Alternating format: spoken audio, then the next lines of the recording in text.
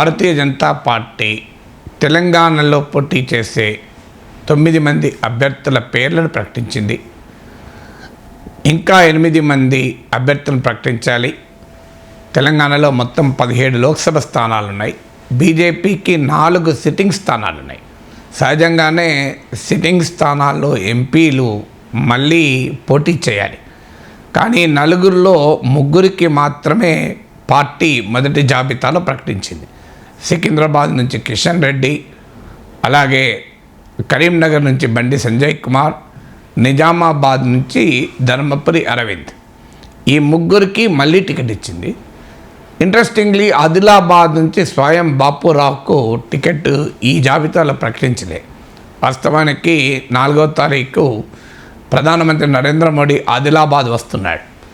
అయినా కూడా అక్కడ అభ్యర్థిని ప్రకటించలే.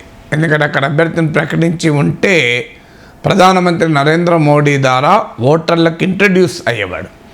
ఆ అవకాశాన్ని కూడా కోల్పోతున్నారు. అంటే 4 సిట్టింగ్ ఎంపీలో 3ని ప్రకటించి ఒకరిని ప్రకటించలేదు. ప్రధానమంత్రి పర్యటన ఉండగా కూడా అంటే బహుశా స్వయం బాపురావుకు బీజేపీ ఈసారి టికెట్ ఇవ్వదు అని అర్థమవుతుంది. కారణం ఏంటి అన్నప్పుడు ఆయన అసెంబ్లీ ఎన్నికల్లో పార్టీ తరఫున పోటీ చేసి ఓడిపోయారు. ఆయనే కాదు, బండి సంజయ్ ఓడిపోయారు, ధర్మపురి అరవింద్ ఓడిపోయారు. అందువల్ల అది క్రైటీరియాకు అవకాశం లేదు.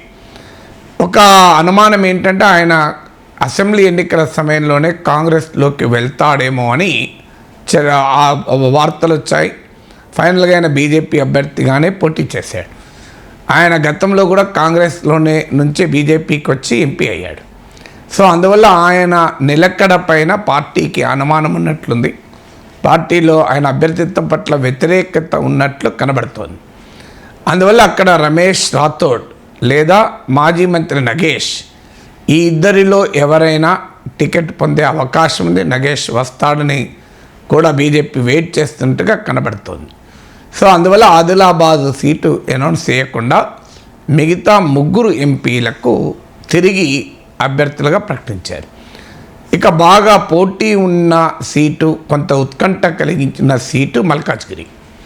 సో ఈ మల్కాజ్గిరి స్థానంలో బీజేపీ జాతీయ నాయకుడైన మురళీధర్ రావు, అలాగే బీజేపీలో బాగా బీఆర్ఎస్ నుంచి వచ్చి బీజేపీలో నాయకుడిగా ఎదిగిన ఈటల రాజేందర్, ఈ ఇద్దరి మధ్య గట్టి పోటీ ఉంది.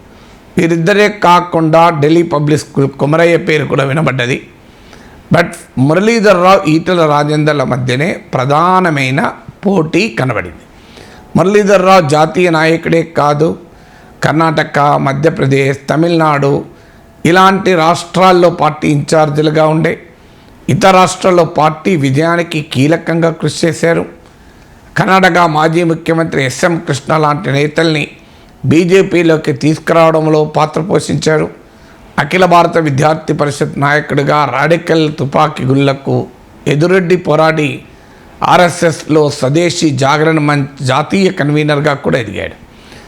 రాజ్నాథ్ సింగ్, గోవింద్ ఆచార్య లాంటి వారి దగ్గర సహచరుడిగా పనిచేశాడు. సో ఈ అద్వానీకి కూడా బాగా సన్నిహితుడిగా కూడా పేరుగాంచాడు.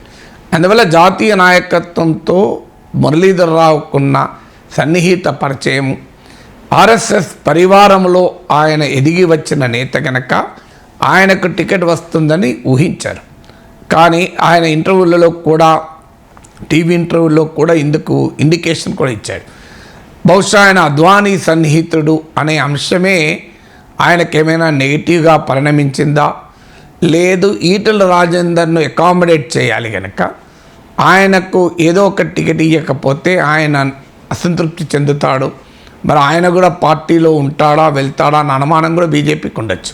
మురళీధర్ రావు అయితే పార్టీ మారడు, ఎందుకంటే సంఘ్ పరివార్ ఐడియాలజీ నుంచి వచ్చిన నాయకుడు కనుక ఆయన టికెట్ ఇచ్చినా ఇవ్వకపోయినా పార్టీలోనే ఉంటాడు. అందువల్ల ఈటల రాజేందర్ కనుక మారితే బీజేపీకి ఇంకా నష్టం జరుగుతుంది అని అక్కడ ఈటల రాజేందర్ బీఆర్ఎస్ నుంచి బయటకు వచ్చినప్పుడు సొంతగా పార్టీ పెట్టాలనుకున్నాడు. కాంగ్రెస్ నాయకులు రేవంత్ రెడ్డి వీరితో కూడా సంప్రదించాడు. ఆ రోజుల్లో కాంగ్రెస్ పార్టీ బీఆర్ఎస్ను ఎదుర్కోలేదు అని భావించి బీజేపీలో చేరాడు. బీజేపీలో చేరినప్పటి నుంచి ఆయన అసంతృప్తితోనే ఉన్నాడు. పార్టీ రాష్ట్ర అధ్యక్షుడిగా ముఖ్యమంత్రిగా అభ్యర్థిగా ప్రకటిస్తారని ఆశించాడు. ఆ రెండూ జరగలేదు. కానీ బండి సంజయ్ని తప్పించడంలో మాత్రం సక్సెస్ అయ్యాడు ఈటెల రాజేందర్. అందువల్ల బండి సంజయ్కి ఒక కౌంటర్గా విత్ ఇన్ ద బీజేపీ మరో బీసీ నేత ఉండాలి గనక ఈటెల రాజేందర్ను పోగొట్టుకోలేక ఆయనకు మరో సీటు లేక మల్కాజ్గిరిలో ఇచ్చారా అన్నది బీజేపీలో ఇప్పుడు చర్చ. ఎందుకంటే ఆయన కరీంనగర్ అడిగాడు, అక్కడ బండి సంజయ్ ఉన్నాడు. బండి సంజయ్ని తప్పించి ఈటెల రాజేందర్కి ఇస్తే పార్టీలో చాలా పెద్ద గందరగోళం అవుతుంది. బండి సంజయ్ని అధ్యక్షుడిగా మారిస్తేనే ఇంత గందరగోళమైంది. ఇక ఆయన మెదక్కు పోటీ చేయమని పార్టీ అడిగినా ఆయనకు ఆసక్తి ఉండకపోవచ్చు. ఆయన వాస్తవంగా దుబ్బాకలో కేసీఆర్పై పోటీ చేశాడు. మెదక్ నియోజకవర్గంలో ముదిరాజ్ కమ్యూనిటీ ఓట్లు కూడా ఎక్కువ. కానీ మెదక్లో బీఆర్ఎస్ కూడా బలంగా ఉంది కనుక అక్కడ పోటీ చేయడం వల్ల ప్రయోజనం లేదు.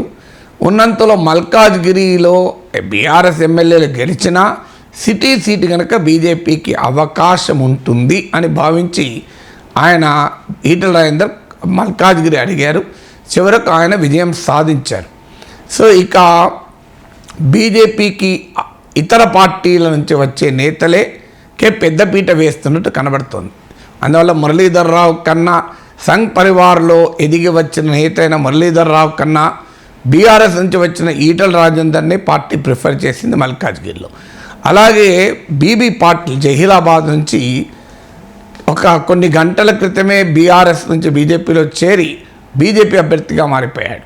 సో ఆయన అభ్యర్థిగా ఆయనను ప్రకటిస్తారన్న అనుమానంతో జహీరాబాద్ బీజేపీ నేతలు రాష్ట్ర కార్యాలయంలో చాలా నిరసన కూడా వ్యక్తం చేశారు. బాగారెడ్డి కొడుకు జైపాల్ రెడ్డి ఇతరులు కూడా అక్కడ నిరసన వ్యక్తం చేశారు. అయినా ఆ నియోజకవర్గంలో బీజేపీకి ఆశలు ఉన్నాయి. జహీరాబాద్లో Karnataka border. So Lingayat community చాలా బలమైన కమ్యూనిటీ. కర్ణాటక పొరుగునున్న కర్ణాటకలో లింగాయతులు బలంగా బీజేపీ వెనకాలన్న సామాజిక వర్గం. అందువల్ల జహీరాబాద్ పైన బీజేపీకి చాలా ఆశలు ఉన్నాయి.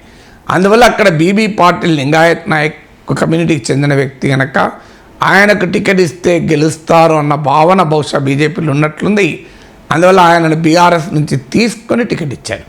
అంటే బీజేపీలో స్థానిక నేతల్ని కూడా పక్కకు పెట్టి ఇచ్చారు. ఇక మరో కాన్స్టిట్యున్సీ నాగర్ కర్నూల్ అసెంబ్లీ స్థానం కూడా పొత్తులో భాగంగా జనసేనకి ఇస్తే బీజేపీ ఒరిజినల్ లీడర్స్ చాలా నిరసన వ్యక్తం చేశారు. పార్టీ కార్యాలయానికి వచ్చి కూడా నిరసన వ్యక్తం చేశారు. నాగర్ కర్నూల్ ఎంపీ సీటు కూడా మళ్ళీ బీఆర్ఎస్ నుంచి వచ్చిన ఎంపీ రాములు కొడుకు భరత్కి ఇచ్చారు. సో అందువల్ల ఇక్కడ ఆ 2 సీట్లు కూడా ఒరిజినల్ బీజేపీ కన్నా ఇంపోర్టెడ్ లీడర్స్ దిగుమతి చేసుకున్న నాయకులకే ఆ 2 సీట్లు కూడా ప్రకటించారు. ఇక చేవెళ్ళ నియోజకవర్గము అలాగే భువనగిరి నియోజకవర్గం ఈ 2 సీట్లలో గతంలో పోటీ చేసి స్వల్ప తేడాతోనే ఓడిపోయిన నేతలు ఇద్దరు ఇవాళ బీజేపీలో ఉన్నారు. బీఆర్ఎస్ మాజీ ఎంపీ బురా నరసయ్య గౌడ్ బీజేపీలో చేరాడు. అందువల్ల ఆయనకు భువనగిరి టికెట్ ఇచ్చారు. చేవెళ్ళ కొండా విశ్వేశ్వరరెడ్డి కూడా స్వల్ప తేడాతో లాస్ట్ టైం ఓడిపోయాడు. చేవెళ్ళలో కొంత బలమున్న నేత కనుక ఆయనకు మళ్ళీ టికెట్ ఇచ్చారు. ఇక హైదరాబాద్ సీటు రాజా సింగ్కు ఇస్తారని వార్తలు వచ్చాయి. వాస్తవంగా నాకున్న సమాచారం ప్రకారం బీజేపీ నాయకత్వం రాజా సింగ్ను అడిగారు కూడా అని. రాజా సింగ్ అయితే ఓవైసీకి వ్యతిరేకంగా గట్టి పోటీ ఇస్తాడు. హిందుత్వ పోలరైజ్ క్యాంపెయిను లోక్సభ ఎన్నికల్లో హైదరాబాద్ వేదికగా తెలంగాణ అంతటా జరపటానికి ఉపయోగపడుతుంది అని బీజేపీ నాయకత్వం భావించింది. కానీ రాజా సింగ్ ఆసక్తి చూపలేదు అని. రాజా సింగ్ సికింద్రాబాద్ అడిగాడని, లేదు నాకన్నా పెద్ద నేతలు కిషన్ రెడ్డి లక్ష్మణ్ ఉండగా నన్నెందుకు హైదరాబాద్లో పోటీ చేయమంటున్నారు. ఆయన జహీరాబాద్ కూడా అడిగాడని. ఎందుకంటే ఆయన ప్రయోజనం ఆయన చూసుకుంటాడు. పార్టీ ప్రయోజనం రీత్యా ఆయనను ఓవైసీ మీద పెట్టాలని బీజేపీ ఆశించింది. కానీ హైదరాబాద్ ఓవైసీ కంచుకోట గనక అక్కడ గెలవడం కష్టం కనుక గెలవగలిగే అవకాశం ఉన్న జహీరాబాద్ సికింద్రాబాద్ సీట్లను రాజాసింగ్ కోరినట్లు సమాచారం. ఆ 2 సీట్లలో దేనిని రాజాసింగ్ కేటాయించడానికి బీజేపీ సిద్ధపడలే. అందువల్ల హైదరాబాద్ నుంచి మరో నాయకురాలు అయిన మాధవీలత కొత్త క్యాండిడేట్ను బీజేపీ ఎంచుకుంది. ఈ 9 స్థానాలకు ప్రకటించారు. ఇక ప్రకటించిన 8 స్థానాల వెనకాల కూడా రీజన్స్ ఉన్నాయి. నేను మొదట్లోనే చెప్పినట్లు ఆదిలాబాద్లో సిట్టింగ్ ఎంపీ స్వయం బాపురావు కాక అక్కడ స్థానికంగా ఇతర పార్టీల నుంచి వస్తారని లేదా ఇతర పార్టీ నుంచి ఇప్పటికీ వచ్చిన నేతలపైన బీజేపీ ఆలోచిస్తోంది. అందువల్ల రమేష్ రాథోడ్కో లేదా మాజీ మంత్రి నగేష్కో ఇవ్వాలి అని బీజేపీ ఆలోచిస్తున్నట్టు చూస్తోంది. అలాగే మరో 2 సీట్లు ఖమ్మం, మహబూబాబాద్. సో ఈ 2 సీట్లలో కూడా బీజేపీ ఎంపీలు వస్తారని, బీఆర్ఎస్ ఎంపీలు వస్తారని బీజేపీ ఆలోచిస్తోంది. అయితే మహబూబాబాద్లో బీజేపీకి బలం లేదు. అందువల్ల అక్కడ బీఆర్ఎస్ ఎంపీగా ఉన్న కవిత మళ్ళీ బీఆర్ఎస్ అభ్యర్థి కావచ్చు, లేదా గతంలో కాంగ్రెస్ కుటుంబమే గనక కాంగ్రెస్ పార్టీ టికెట్ ఇస్తానంటే ఆమె కాంగ్రెస్లో చేరవచ్చు. బీజేపీలో చేరితే ప్రయోజనం ఏమీ ఉండదు కనుక అందువల్ల ఆమె వస్తుందో లేదో తెలియదు. కానీ బీజేపీ మాత్రం ఆమెను కూడా పార్టీలోకి తీసుకొని మహబూబాబాద్ సీట్ ఇవ్వాలని ఆలోచిస్తున్నట్లు సమాచారం. ఖమ్మం నుంచి ప్రముఖ కాంట్రాక్టర్ నామా నాగేశ్వరరావును పార్టీలోకి తీసుకోవాలని బీజేపీ ఆలోచిస్తోంది. ఆయన గనక వస్తే ఖమ్మం నుంచి ఆయన క్యాండిడేట్ అవుతాడు. ఖమ్మం నుంచి పొంగులేటి సుధాకర్ రెడ్డి పార్టీ జాతీయ నాయకుడు కూడా ఆయన. సో ఆయన సుధాకర్ రెడ్డికి కూడా మరి పోటీ ఆసక్తి చూపుతాడా కూడా చూడాలి. ఇక ఈ 3 స్థానాలు పోయాక ఇక మరో ముఖ్యమైన స్థానం నల్గొండలో కూడా బీజేపీకి అవకాశం లేదు ఇక్కడ. అందువల్ల ఈ ఖమ్మం, నల్గొండ కాంగ్రెస్కు కంచుకోటల్లాగా ఉన్నాయి. నల్గొండ నుంచి రాహుల్ గాంధీని పోటీ చేయాలని కాంగ్రెస్ అడుగుతోంది. ఖమ్మం నుంచి గతంలో సోనియా గాంధీని పోటీ చేయాలని, ప్రియాంక గాంధీ పోటీ చేయాలని కూడా కాంగ్రెస్ అడిగింది. అంటే ఆ 2 సీట్లు ఎంత కాంగ్రెస్కు బలమైన సీట్లో దాన్ని బట్టి మనకు అర్థమవుతుంది. సో అక్కడ నల్గొండలో ఒక బలమైన అభ్యర్థి కొరకు బీజేపీ అన్వేషణ మొదలుపెట్టింది. సో మీడియాలో, రాజకీయ వర్గాల్లో వస్తున్న సమాచారం ఏంటంటే హుజూర్ నగర్ బీఆర్ఎస్ మాజీ ఎమ్మెల్యే సైదిరెడ్డిని పార్టీలోకి తీసుకొని అక్కడ ఆయనకు టికెట్ ఇవ్వాలి అని బీజేపీ ఆలోచిస్తున్నట్లు సమాచారం. ఇక పెద్దపల్లి సీటు, ఇక్కడ పార్టీకి పెద్ద నాయకులు ఎవరు లేరు గనక సో అక్కడ పెద్దపల్లి, వరంగల్ ఈ 2 రిజర్వ్ సీట్లలో పార్టీ అభ్యర్థులు వెతుక్కోవాలి. ఒక వార్తలు ఏమొస్తున్నాయంటే మందకృష్ణ మాదిగను బీజేపీ అభ్యర్థిగా పెట్టాలి అని. ఆయన గతంలో వర్ధన్నపేట ఎమ్మెల్యేగా కూడా పోటీ చేశాడు. సో ఈ 2 సీట్లలో ఆయన అంగీకరిస్తే ఏదో ఒక సీట్లో కృష్ణ మాదిగను పోటీ పెట్టడం ద్వారా మాదిగ ఓటర్లను ఆకర్షించవచ్చని ఇటీవల మాదిగల విశ్వరూప సభ కూడా జరిపారు. ప్రధానమంత్రి నరేంద్ర మోడీ వచ్చాడు, కృష్ణ మాదిగను బాగా పొగిడాడు, కృష్ణన్న నాయకత్వంలో పనిచేస్తానని చెప్పాడు. అందువల్ల మాదిగ ఓట్లు చాలా గణనీయంగా ఉంటారు కనుక సింబాలిక్గా కృష్ణ మాదిగను కనుక పెట్టడం వల్ల పార్టీకి ప్రయోజనము కలుగుతుంది అని అంచనా. కానీ వస్తున్న సమాచారం ఏంటంటే ప్రత్యక్ష పోటీ కన్నా కృష్ణ మాదిగ కృష్ణయ్య లాగా రాజ్యసభ సీటు ఆశించవచ్చు అని. ఇక ఈ 2 సీట్లలో ఇద్దరు అభ్యర్థులు ఈ 2 సీట్లలో కూడా ఒకవేళ కృష్ణమాదిగ కాదంటే బీఆర్ఎస్ నుంచి 2 ఎమ్మెల్యేల కొరకు బీజేపీ ఆలోచిస్తుంది అని. సో ఆ ఎమ్మెల్యేల నుంచి వర్ధన్నపేట ఎమ్మెల్యేను ఆకర్షించి వరంగల్లో పెట్టాలని, పెద్దపల్లి లోక్సభ స్థానంలో కూడా మరో బీఆర్ఎస్ ఎమ్మెల్యేకు బీజేపీ గాలం వేస్తుంది. వీరు కాకుండా ఒక రిటైర్డ్ ఐపీఎస్ అధికారి పేరు కూడా ఇక్కడ పరిశీలనలో ఉన్నాయి. ఇక మరో కీలకమైన స్థానం మెదక్, కేసీఆర్ సొంత ఇలాకా ఇది. ఇక్కడ రఘునందన్ రావు దుబాక మాజీ ఎమ్మెల్యే చాలా కాలంగా అడుగుతున్నాడు. ఆయన గతంలో కూడా పోటీ చేశాడు ఎంపీగా. దుబాకలో ఎమ్మెల్యేగా రఘునందన్ రావు ఉప ఎన్నికల్లో గెలిచిన తర్వాతే వాతావరణంలో గణనీయమైన మార్పు వచ్చింది. అంటే బీజేపీ అనుకూల రాజకీయ వాతావరణం వచ్చింది. సో ఇక్కడ రఘునందన్ రావు ఆశిస్తున్నాడు. కానీ రఘునందన్ రావుకు నెగిటివ్గా ఉన్న అంశాలు ఏంటంటే ఆయనకు పార్టీలోనే ఉన్న ఒక బలమైన వ్యతిరేక వర్గం. దాంతో ఇటీవల విజయ సంకల్ప యాత్ర మెదక్ పార్లమెంటరీ నియోజకవర్గంలో జరిగినప్పుడు కూడా, హైదరాబాదులో విజయ సంకల్ప యాత్ర కిషన్ రెడ్డి జరిపినప్పుడు రాజాసింగ్ డుమ్మా కొట్టారు, గైరాజరయ్యారు. మెదక్లో విజయ సంకల్ప యాత్ర మీడియాలో వచ్చిన కథనం ప్రకారం మొదటి రోజు రఘునందన్ రావు పాల్గొన్నాడు. కానీ ఆ తర్వాత అదే రోజు ఢిల్లీలో సమావేశం జరిగింది. రఘునందన్ రావుకు టికెట్ రాదు అన్న సమాచారం ఉండడం వల్లనే ఆ తర్వాత విజయ సంకల్ప యాత్రలో రఘునందన్ రావు కనిపించలేదు అని స్థానిక మీడియాలో కథనాలు చదివాను. సో రఘునందన్ రావు మధ్యలో చిట్ చాట్ కూడా ఆయనకు నష్టం చేసినట్టు కనబడుతుంది. ఆ చిట్చాట్లో ఆయన ఏకంగా అమిత్ షాని ఆక్షేపించారు. మునుగోడులో 100 కోట్లు ఖర్చు పెట్టినా గెలవలే, అమిత్ షా వచ్చి ప్రచారం చేసినా గెలవలే, దుబ్బాకలో నేను అమిత్ షా రాకపోయినా గెలిచాను, నన్ను లెజిస్లేచర్ పార్టీ నాయకుడిగా ఎందుకు చేయరు, ఇలాంటి ప్రశ్నలు బీజేపీ నాయకత్వాన్ని ఇరుక్కున పెట్టి ఇబ్బంది పెట్టేలా ఆయన బహిరంగంగానే మాట్లాడారు. ఆ ఆడియో కూడా బయటకు వచ్చింది. ఆయన ఎమ్మెల్యే ఎలక్షన్ల సమయంలోనే కాంగ్రెస్ వైపు చూస్తున్నాడు, లేదా బీఆర్ఎస్కి వెళ్తాడని కూడా వార్తలు వచ్చాయి. ఆయన గతంలో బీఆర్ఎస్ నుంచి కాంగ్రెస్కి వచ్చి కాంగ్రెస్ నుంచి బీజేపీకి వచ్చాడు. అందువల్ల వెనక్కు పోయడానికి కూడా అవకాశం ఉంటుంది. సో ఇప్పుడు పార్లమెంట్ ఎన్నికలకు కూడా మళ్ళీ కాంగ్రెస్లో చేరుతాడు అని కూడా వార్తలు వస్తున్నాయి.